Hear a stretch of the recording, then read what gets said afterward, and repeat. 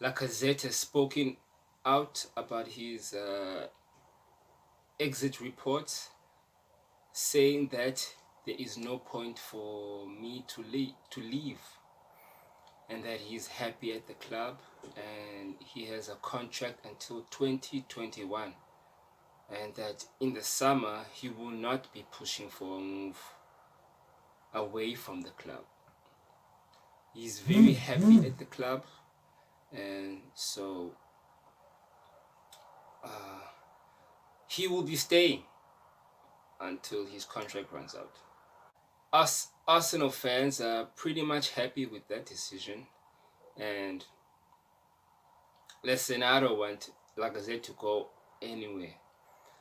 You know, when he's having his bad runs, sometimes you're thinking about, maybe we can get another guy like Lacazette, but I don't think there is another player like Lacazette, especially when he's on form. And that's what we signed him for, to be on form all the time. If we don't have Lacazette, we don't have any other striker like him at this moment with his experience. So I'm very happy that he spoke about that and answered that he will not leave this summer. And he can help us out a lot.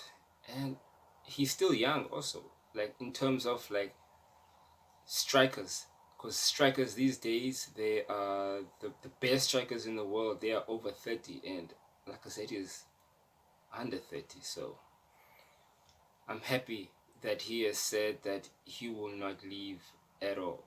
David Villa has revealed that he was 90% sure of joining Arsenal in 2013, and that the deal was close to being made, but Atletico Madrid arrived with the deal and he signed for them. It would have been great having a prolific striker like David Villa, but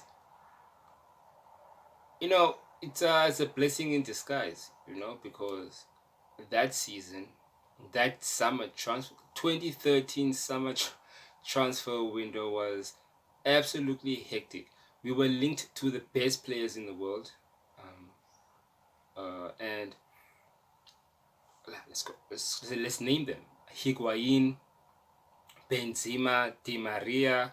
There are a lot of La Liga stars, and they all didn't come through, but one man did, and a guy who has been there ever since, Mesut Ozil. So I'm thinking to myself that if we had signed David Villa, De Villa, Higuain, Di Maria, would we have signed Mesut Ozil? I don't know. I'm not sure that would have happened. I don't. At that time of Arsene Wenger's time, Wenger never really made two big, huge signings. He was always only able to make one big, huge signing, and I think Mesut Ozil was our main signing. Because why I say that? Because Ozil is an Arsenal player, man, and his football is how we want to play. David Villa would have been a prolific striker though. And perhaps maybe because all those transfers didn't go through, I think it was because Mesut Ozil was going to sign for us. Am I happy that David Villa almost signed? Yes. Am I happy that he didn't sign? I'm not happy that he didn't sign, but I'm content with it because we were able to get Mesut Ozil. But it just shows that we, even at our lowest, we were still a huge club, and we were able to be linked to a World Cup winner like David Villa, who was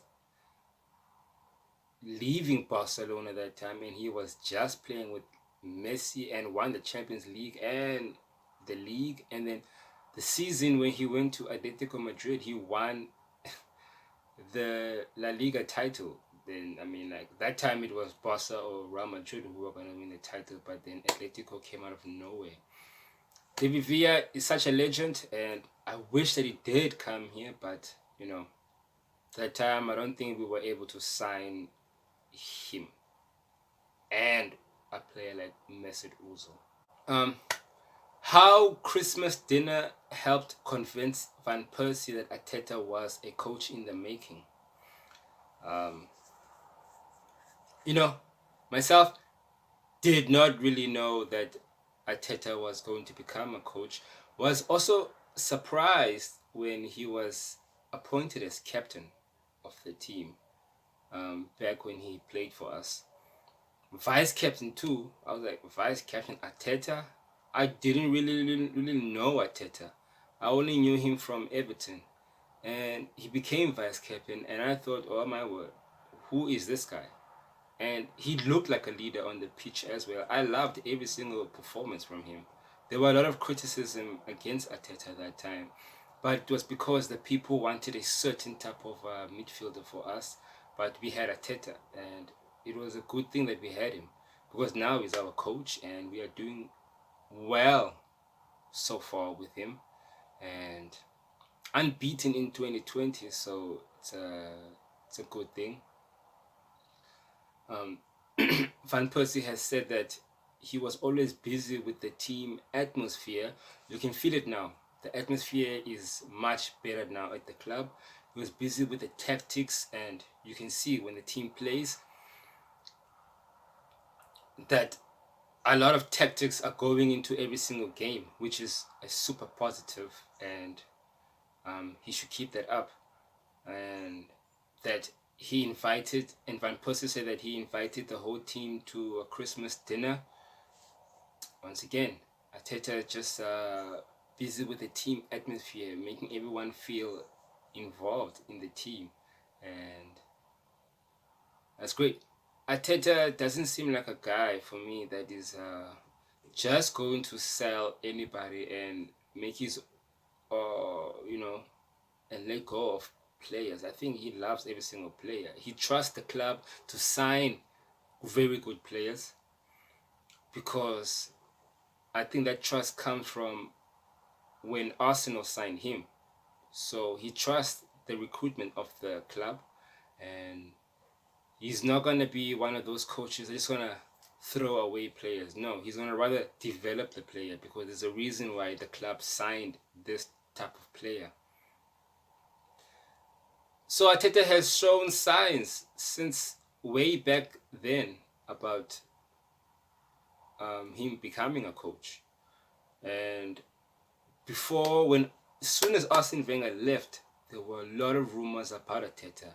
No one really knew if Arteta was going to be a coach in the future, especially the fans. But inside the football insiders, the guys working in football, they knew. Pep Guardiola knew, Pochettino knew, Van Persie knew. Arsene Wenger, certainly, he was probably the main guy who knew, and gave him the freedom to do as he pleased in the club when it comes to the team. And so now we have him. Arteta has shown signs since way back then when Van Persie was around. So meaning that Arteta has a huge future as a coach. And I hope that his huge future as a coach is right here at Arsenal. Well, should I say right there at Arsenal? But Arsenal is right here. Yeah.